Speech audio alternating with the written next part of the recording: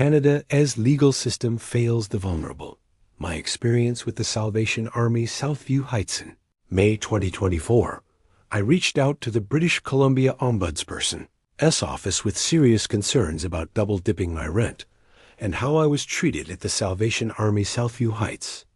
As a senior, you will find this is the norm. I expected care and support, but instead, I felt overlooked, mistreated, and taken advantage of.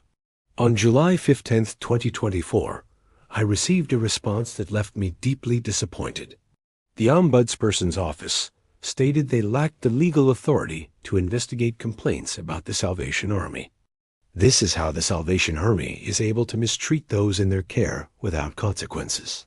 Instead, they directed me to either the Salvation Army's Internal Communications Office or the Charities Directorate at the Canada Revenue agencies that have little to no accountability when it comes to individual complaints. Here is a direct excerpt from their letter. The Ombudsperson does not have the legal authority to investigate complaints about the Salvation Army.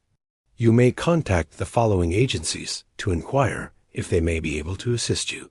This response made one thing painfully clear. Canada's legal system is failing the elderly and vulnerable.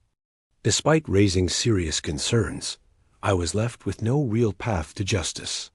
The Salvation Army continues to operate unchecked, and those of us who rely on their services are left with no voice. I'm sharing my story because this isn't just about me.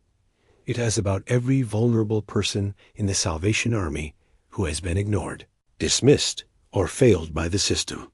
It's time to expose the truth and demand change.